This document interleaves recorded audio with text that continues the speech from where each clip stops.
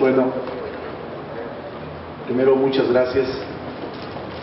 Quiero comentarles que a partir de este viernes, cada viernes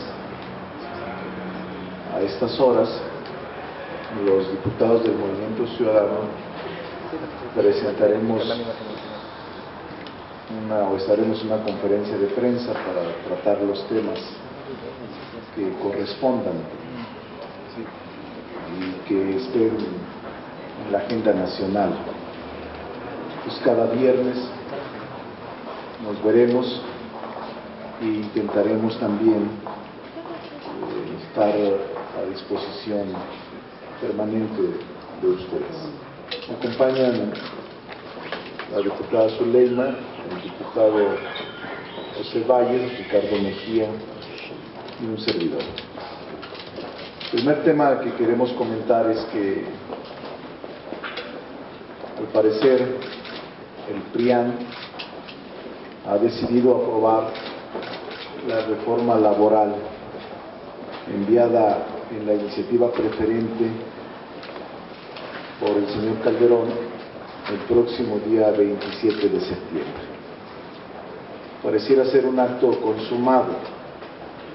Han decidido el PRI y el PAN aprobarla con matices que les permitan lavar la cara frente a la clase trabajadora y a los burócratas de este país que votaron por ellos.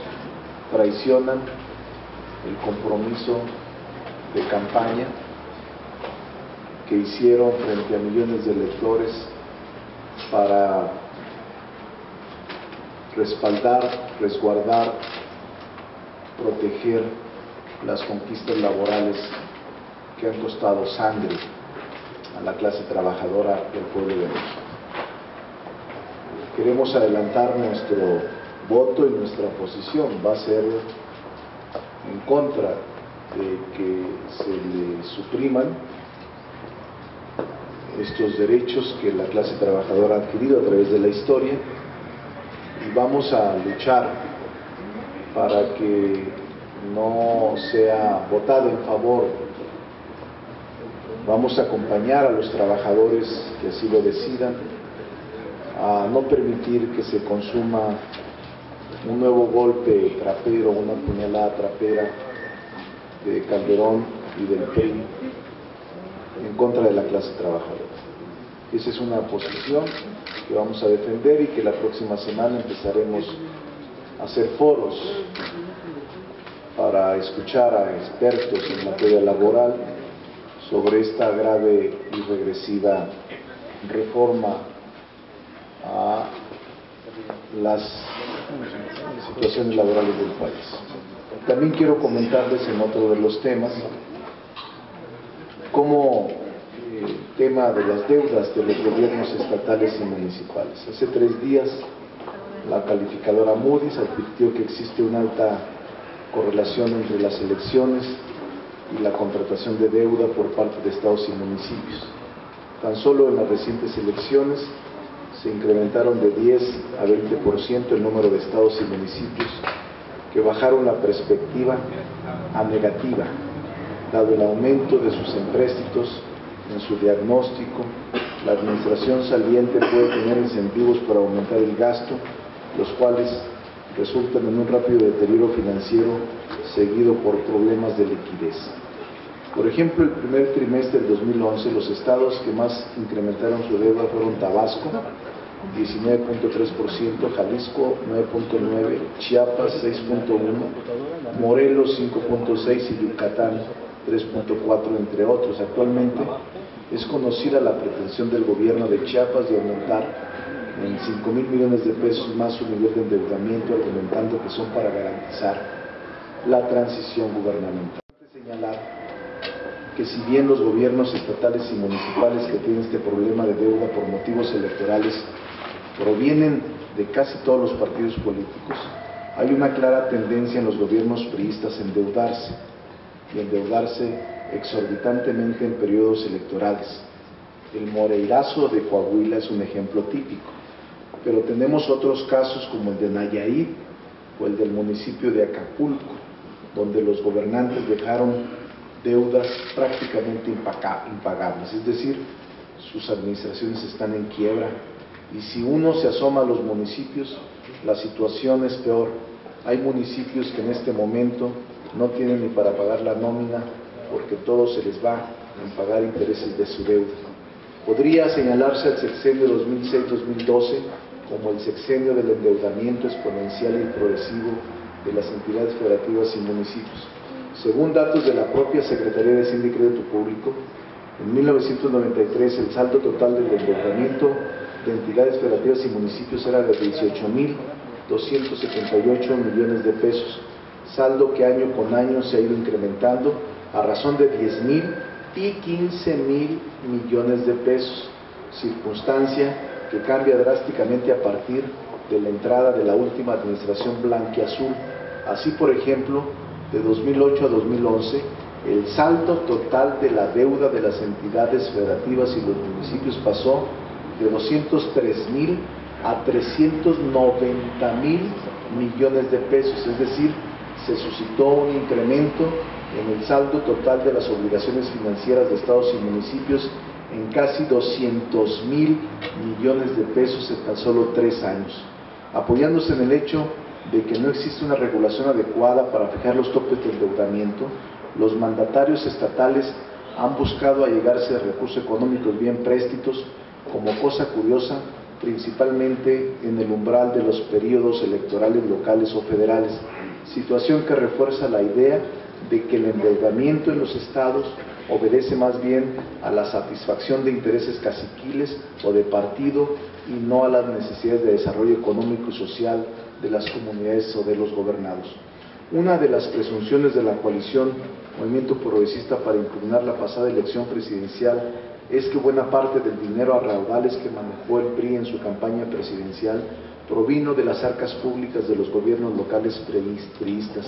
Existe el antecedente de la reunión de mandatarios que se realizó una semana antes de la elección en la Casa de Gobierno del Estado de México, donde se fijaron cuotas por votos por entidad, al costo que fuera. De hecho, así fue. Los mandatarios del PRI echaron literalmente la casa por la ventana en la pasada elección presidencial y hoy viven literalmente una cruda presupuestal. Algunos no tienen dinero ni para la nómina de sus trabajadores. Hoy están formados en las oficinas del secretario de Hacienda, esperando a ser recibidos para solicitar un adelanto de las participaciones federales o el aval de nuevos empréstitos. Pero estos mismos gobernadores que están ahora tocando la puerta de la Secretaría de Hacienda, los veremos desfilar los próximos días aquí en el Congreso, aquí en la Cámara de Diputados. Ya nos han solicitado reuniones a los grupos parlamentarios para plantearnos sus demandas y obviamente todos quieren dinero porque todos están en condiciones de quiebra por la elección del pasado mes de julio. Es absurdo que hoy estén limosneando lo que no supieron gastar con cuidado y con mesura y prudencia en los pasados meses. Hay estados que prácticamente ya han agotado todo el recurso del año y ahora pretenden sorprender a este Congreso de que fueron gastos necesarios para cubrir necesidades sociales.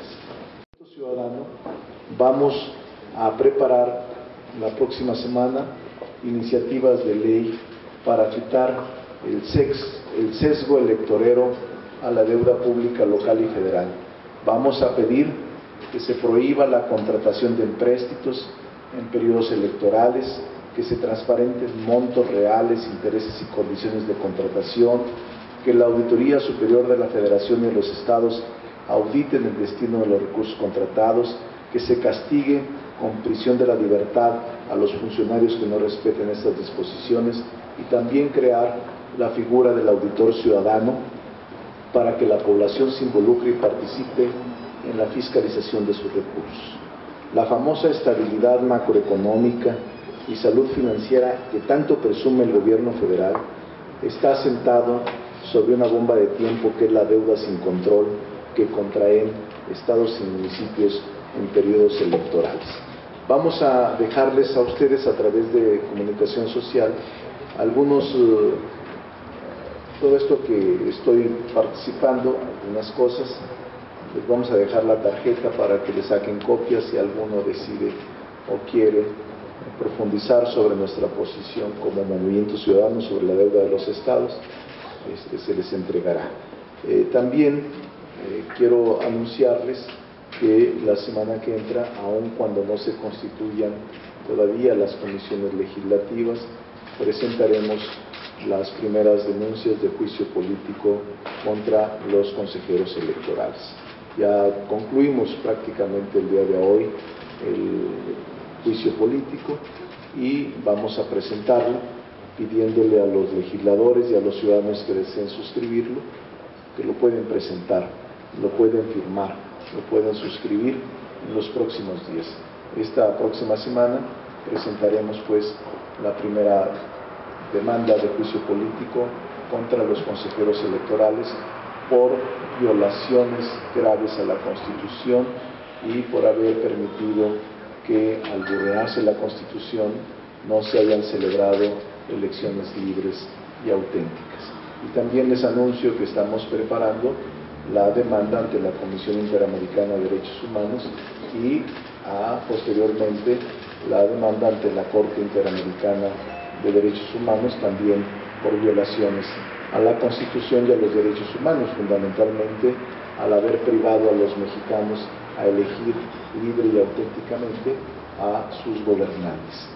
Esto es un anuncio que les comento, y una tercera demanda que vamos a presentar también es contra el gobierno del Estado de México y contra el secretario de Finanzas por lavado de dinero y por alteración de los documentos.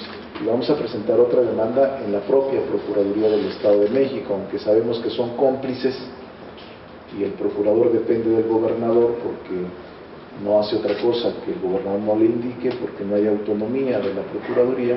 Aún así no podemos quedarnos callados frente a tanta impunidad al haber reconocido el secretario de Finanzas que no había no solo un SPEI o transferencia electrónica que se alteró, sino que había 3 SPEI y nada sucede, nada absolutamente. Hay una total impunidad en este país contra este tipo de delincuentes de cuello blanco que van desde el gobierno del Estado de México hasta los funcionarios que manejan los recursos públicos de esa entidad federativa.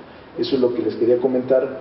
Ricardo Mejía quería hacer un comentario, y si Zuleima, la diputada Zuleima o el diputado Pepe Valles quieren ampliar alguna cosa, o si ustedes desean preguntar otra, estamos a sus órdenes. Si alguno de los 4 que estamos aquí ustedes desean preguntarle, estaremos a su disposición. Insistir en el tema de que vamos a enviar un paquete de iniciativas para frenar este endeudamiento criminal que se está dando en los estados de la República y en diversos municipios, con cifras escandalosas que no solo implican un grave despilfarro, una gran irresponsabilidad y una gran corrupción, sino que todo esto ha implicado también un gasto para operación político-electoral.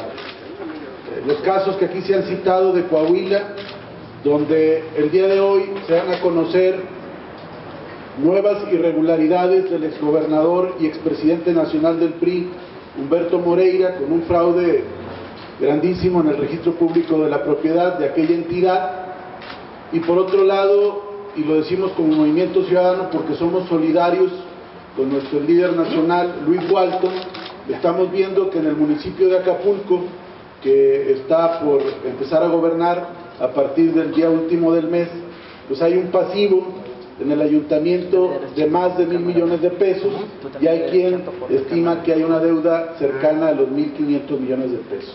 Es dramática la situación, hay quincenas que están atrasadas en el personal del ayuntamiento, y esto es nada más que un síntoma de la grave irresponsabilidad y la gran corrupción que se vivió en ese municipio. Pero esta película se está repitiendo en todo el país, y vimos que la iniciativa que mandó Calderón preferente vía el Senado solamente habla de transparentar los procesos de deuda pública, pero nosotros no solamente queremos que se transparente, queremos poner techos al endeudamiento, queremos poner candados a los endeudamientos y queremos poner responsabilidades penales a quienes endeuden criminalmente a sus entidades federativas, porque pues están hipotecando el futuro de millones de mexicanos.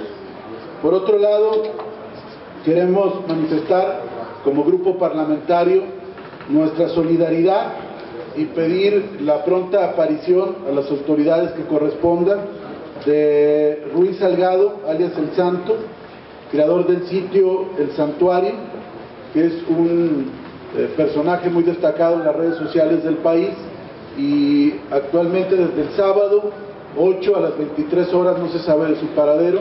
Él ha hecho fuertes denuncias, ha sido un seguidor de todo el proceso postelectoral, entonces también como grupo parlamentario estamos pidiendo a las autoridades que corresponda, federales y locales, su pronta aparición. Entonces básicamente es lo que queríamos comentar, reiterar lo que señalamos el día de ayer con algunos de ustedes, que el día lunes que hay Junta de Coordinación Política y que se va a someter a consideración la posibilidad de un calendario de comparecencias del Gabinete Federal. Estamos planteando en primer término la comparecencia de Genaro García Luna, nosotros queremos que sea ante el Pleno, porque tiene que dar un balance sexenal de este fracaso estrepitoso con más de 90,000 muertos que ha significado esta guerra que se emprendió sin estrategia y con total irresponsabilidad.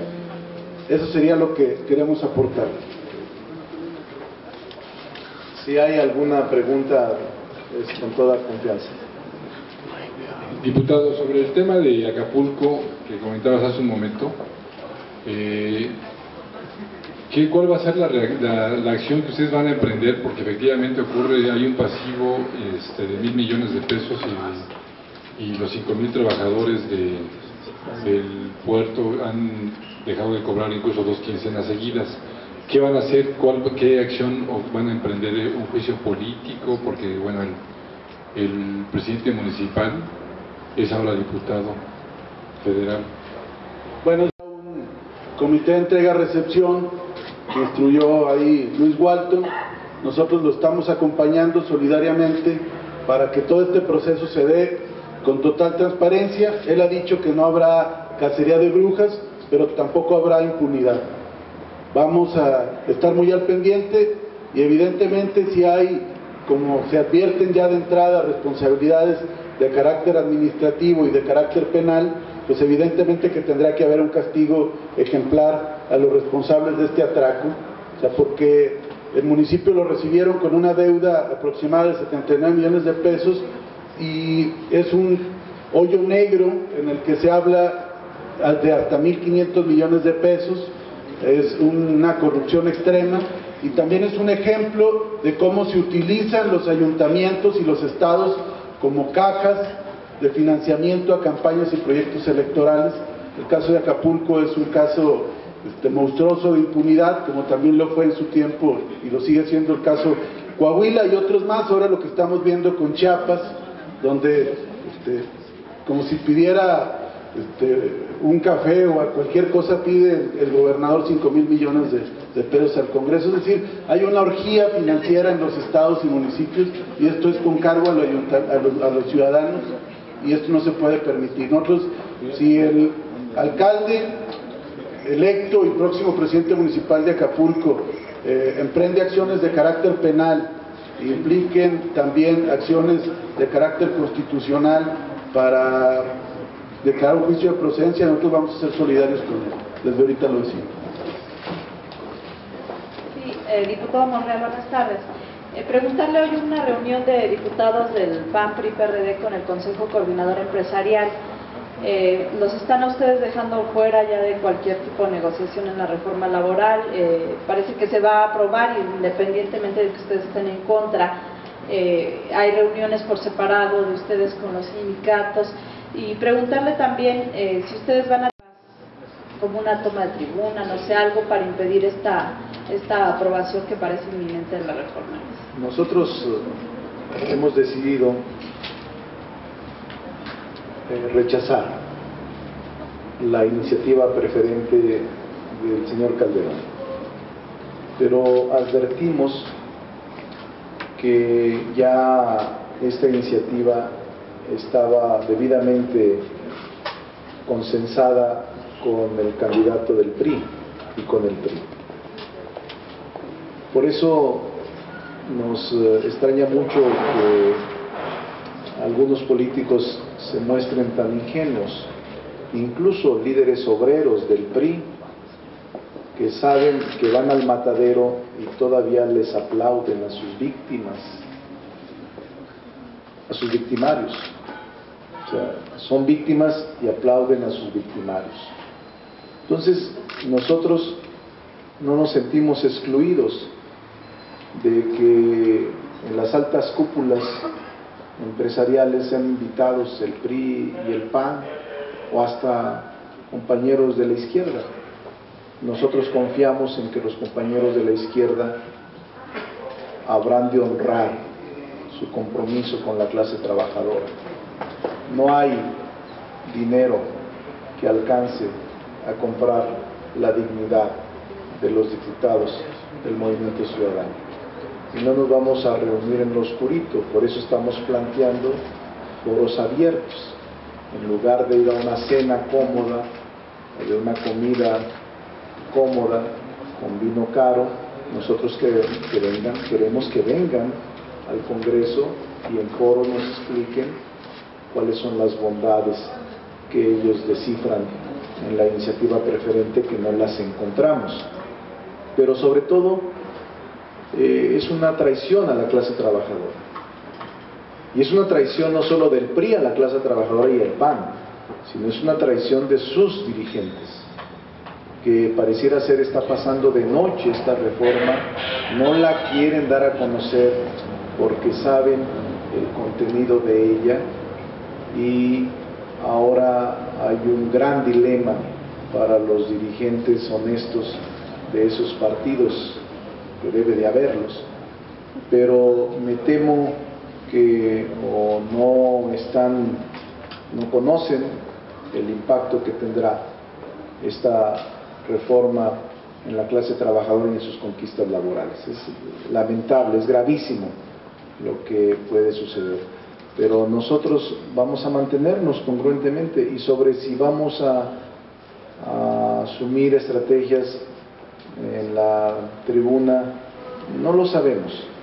Son estrategias que se permiten en cualquier parlamento del mundo y las vamos a ejercer si es necesario.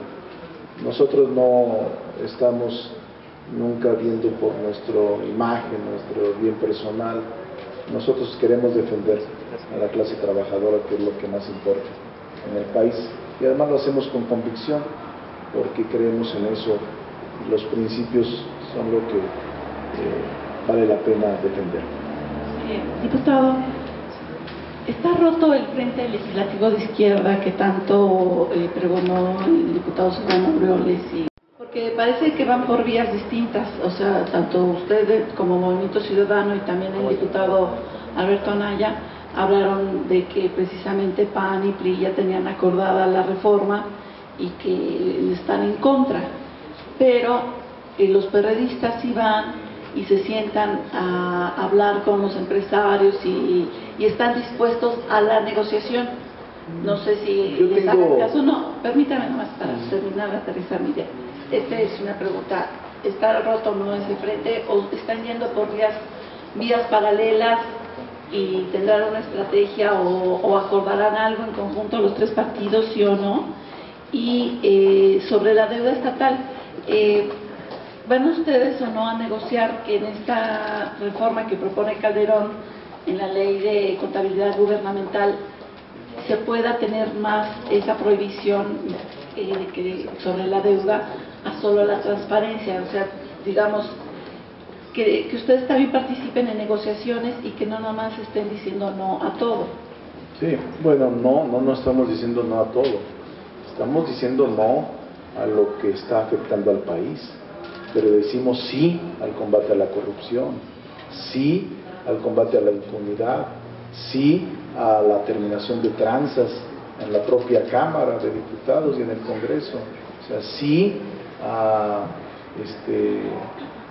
defender el patrimonio del país, sí a combatir los excesos y la mediocridad de la clase política, ahí estamos de acuerdo, pero no a la regresión laboral, no a la regresión democrática, no al autoritarismo y al cacicazgo, no a las trampas electorales, no al dinero ilegal usado en las campañas, no a la falta de transparencia. Ahí sí vamos a decir siempre no, porque nosotros no vamos a transar con el poder, eso se lo aseguro desde ahorita. Segundo, le diría que no está de ninguna manera roto el frente legislativo, hemos tomado decisiones y el que inviten a sus instalaciones o a una cena a los dirigentes del PRD está bien, es parte de la tolerancia, pero el hecho de que los inviten no creo que vayan ellos a asumir una posición contraria a la que los diputados de la izquierda asumamos por mayoría. Pero en todo caso cada diputado es libre de asumir su propia responsabilidad. Aquí no se le obliga a nadie, en el Movimiento Ciudadano no se le obliga a nadie y simplemente estamos generando conciencia.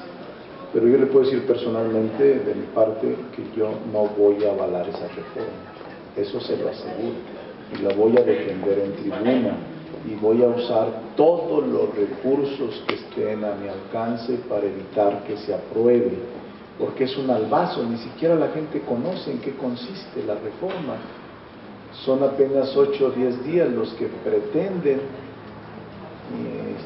que se desarrolle el análisis para imponer el día 27, ya hay calendario, ya hay agenda, ya hay orden del día, ya hay oradores, ya están hasta los dictámenes hechos. Es un circo, es una farsa. Pero yo le voy a decir una cosa, afuera la gente hay otra realidad y lamentablemente la clase trabajadora no está informada porque hay manipulación, no de todos, pero sobre todo los líderes no bajan la información a la clase trabajadora. Nosotros estamos intentando hacerlo, vamos a hacer informaciones en plazas públicas, pero no es suficiente. Y ahí les pedimos a todos los medios de comunicación que nos ayuden a difundir nuestra posición, que lo han hecho hasta ahora estos días y que reconocemos la cobertura que hemos tenido para denunciar y para señalar con toda claridad nuestra posición política. Entonces, no hay ruptura, es simplemente una estrategia de que ellos acepten y aceptan todo el mundo las reuniones que quiera, pero esta semana próxima tendremos reuniones. La comisión que integra a Alfonso Durazo, a Leida y Adolfo Oribe para fijar una sola posición en esta materia de reforma laboral contenida en la iniciativa preferente. Y en la materia de los estados, le decía yo que vamos a presentar iniciativas. Es decir, la semana que entra presentaremos iniciativas que se pueden conjuntar una vez que llegue aquí como Cámara Revisora la iniciativa preferente que envió Calderón, pero nosotros presentaremos iniciativas en esta materia para fijar con toda claridad que es conveniente regular el exceso del endeudamiento de los estados y municipios que están prácticamente en la quiebra, muchos de ellos por irresponsabilidad política y porque destinaron su gasto electoral, su gasto social al gasto electoral, su gasto total al gasto electoral y ahora están padeciendo estragos en sus economías y estragos en sus finanzas. Si quieren recurrir como forma fácil a más endeudamiento, endeudando por décadas a los ciudadanos de sus estados y municipios. Pues muchas gracias. Nada más una pregunta.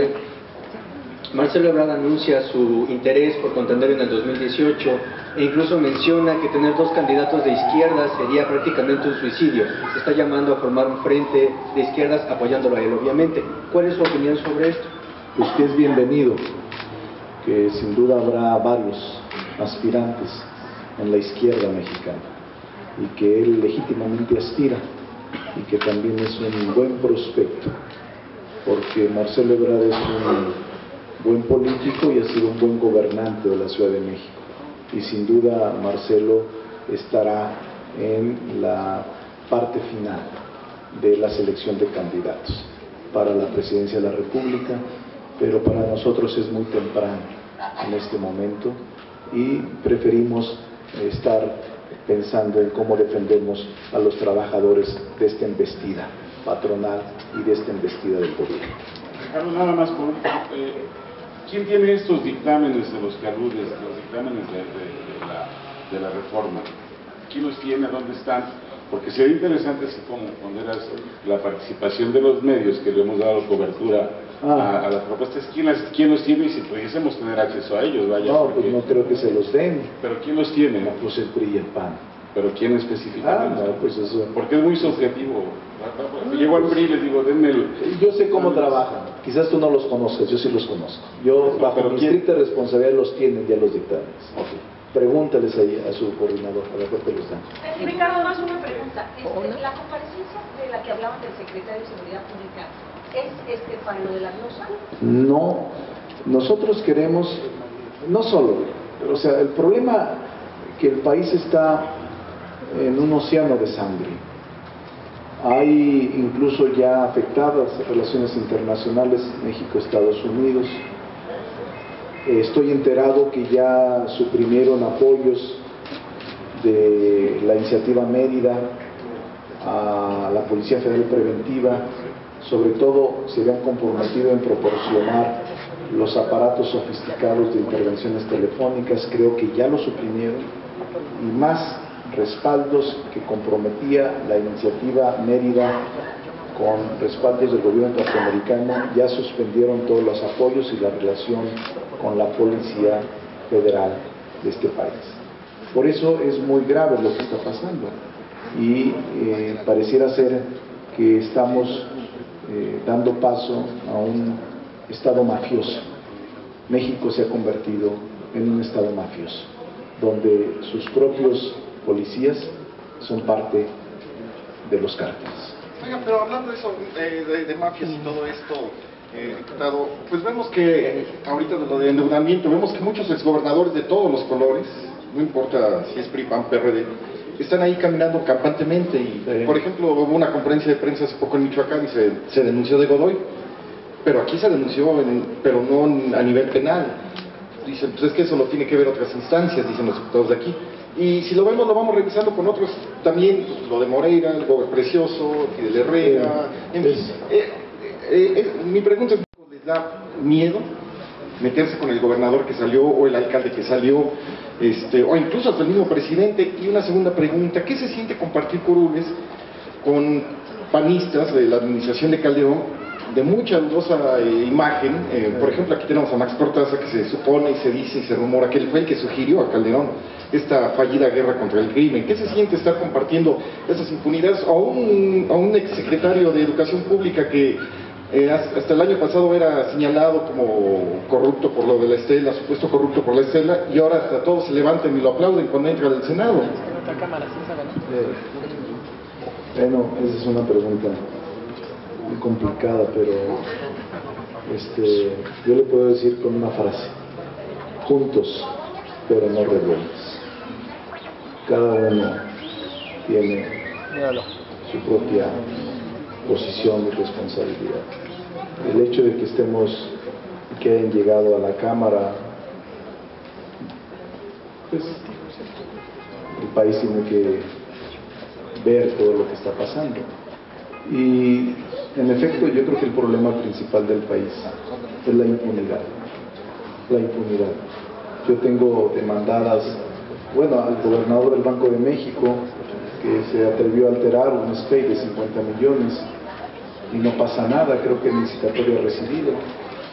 El problema es desde arriba, la impunidad es desde arriba, desde el más alto nivel.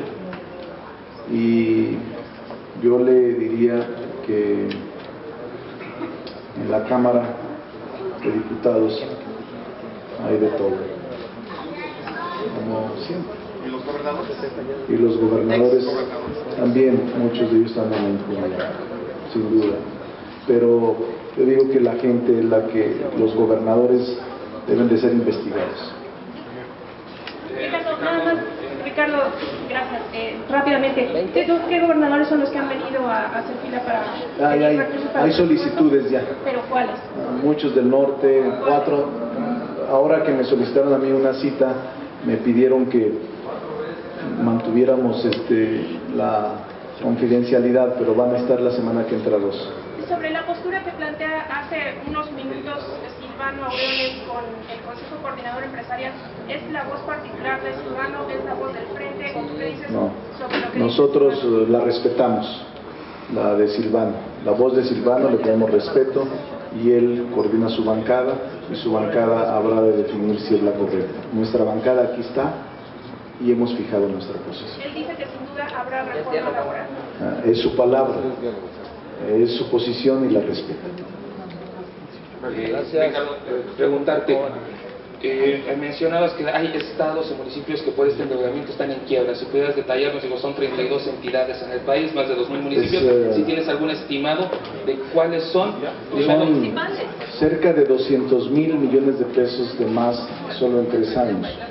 Hablaría, entre otros, de Jalisco, Tabasco, Nayarit, Zacatecas, Nuevo León, están prácticamente en quiebra. Coahuila, están en quiebra y son quienes andan buscando. Hay una anécdota que lo relato en la hoja que les di.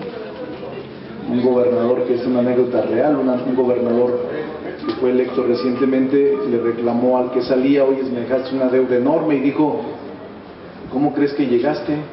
Pues ahí está, de ahí salió, de ahí saliste. Entonces, como decías, pues cómo los demandan si son lo mismo.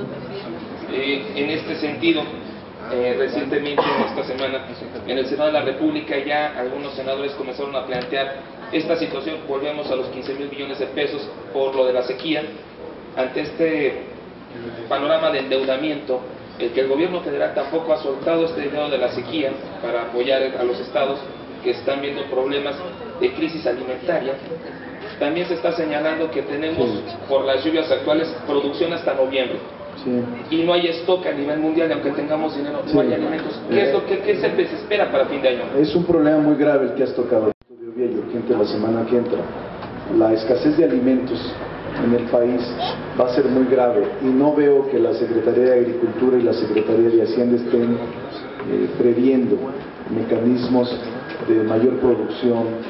Solo lo que están viendo es compra en el exterior, porque antes nuestros abastecedores de maíz era fundamentalmente Estados Unidos. Hoy Estados Unidos también está en un problema grave de sequía. Entonces hay una irresponsabilidad en la planeación agropecuaria del gobierno para poder enfrentar la crisis de alimento que se avecina. En efecto, este tema de los 15,000 millones que se aprobaron por el Congreso vía decreto hace varios meses, no ha sido posible ejercerlos porque no se ha dispuesto de ellos y porque Hacienda no ha aceptado entregarlos a los productores en el país. Es muy grave, y la semana que entra haremos una llamada de atención sobre este tema. Muchas gracias. Y yo voy a estar aquí. A todos les pido una disculpa, a veces si soy agrio, duro, difícil, pero luego a veces es más fácil enfrentarse con los de adentro que con ustedes. Entonces, una disculpa por si una gente se siente Pero así estaremos cada 8 días, ¿no? Cada 8 días. Y yo siempre tengo los teléfonos abiertos, en el Senado así lo hacía, aquí no será la excepción. La gente que quiera hablar en corto, off the record, yo estoy siempre a sus órdenes. Muchas gracias. Hay alguien que no le entendió, diputado.